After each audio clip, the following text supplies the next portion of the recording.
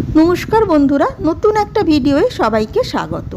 Vegetable pancake ভীষণই tasty অথচ healthy. এই আইটেমটা তোমরা ব্রেকফাস্টে অথবা টিফিনেতে ট্রাই করতে পারো, খুব কম সময়ে তৈরি হয়ে যায়।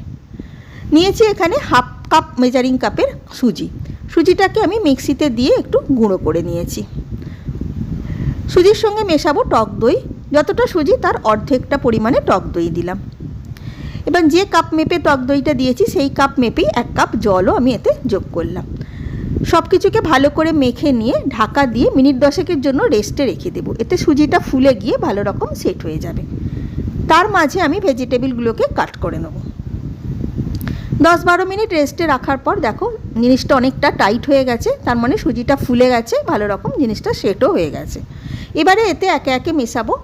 প্রথমে দিলাম স্বাদ মতো নুন, তারপরে দিলাম half table spoon baking powder, ছোটো চামচের 1 চামচ চিনি। আর ভেজিটেবলসের মধ্যে আমি নিয়েছি গাজর, ক্যাপসিকাম, টমেটো, পেঁয়াজ আর কিছুটা কাঁচা লঙ্কা। সবগুলোকেই ছোট ছোট করে কুচিয়ে নিয়েছি। তবে বাচ্চাদের জন্য করলে তোমরা কাঁচা লঙ্কাটা স্কিপ করতে পারো। ভেজিটেবলসগুলোকে দিয়ে এবারে এতে পরিমাণ মতন জল দিয়ে একটা ঘন ব্যাটার তৈরি করব। খুব পাতলাও নয়, আবার খুব টাইটও নয়। ভালো করে মিশিয়ে নিয়ে দেখো এরকম মিডিয়াম কনসিস্টেন্সির একটা ব্যাটার বানিয়ে নিলাম। যেহেতু বেকিং পাউডার দেওয়া আছে তাই কিছু সময় পরেই দেখবে জিনিসটা বেশ ফুলে উঠেছে।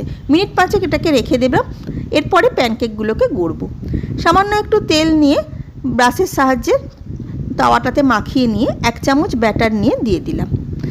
হাতার পেছনে করে একটু গোল করে প্যানকেকের একটা সুন্দর শেপ দিয়ে নিলাম।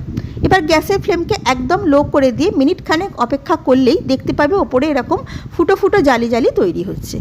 তখনই বুঝবে তলাটা রেডি হয়ে গেছে। জিনিসটাকে সাবধানে উল্টে দিলাম। গ্যাসের ফ্লেমকে কিন্তু বাড়ালে চলবে না, একদমই লোতে রাখতে হবে। প্রয়োজন হলে অল্প একটু তেল ধার দিয়ে দিলাম। এবার দুটো পিঠকে বেশ ভালো করে সেঁকে নিয়ে তুলে নিলাম। একটা প্যানকেক তৈরি করতে 1.5 থেকে 2 মিনিট মতন সময় লাগবে। একই পদ্ধতিতে আবারও সামান্য একটু তেল দিয়ে এক হাতা ব্যাটার দিয়ে দিলাম। এই প্যানকেকগুলো তৈরি করতে তেলের ব্যবহার ভীষণই কম হয়। ওপরে যখন দেখবে এরকম জালি কেটে গেছে তখন জিনিসটাকে সাবধানে উল্টে দেবে। 2 পিঠ বেশ ভালো করে ভাজা হয়ে যেতে তুলে নিলাম। একইভাবে সব কটা প্যানকেকই আমি বানিয়ে নিলাম। আশা করি রেসিপিটা তোমাদের ভালো লাগলো। নতুন বন্ধু হয়ে থাকলে সাবস্ক্রাইব করার অনুরোধ রইল। ধন্যবাদ।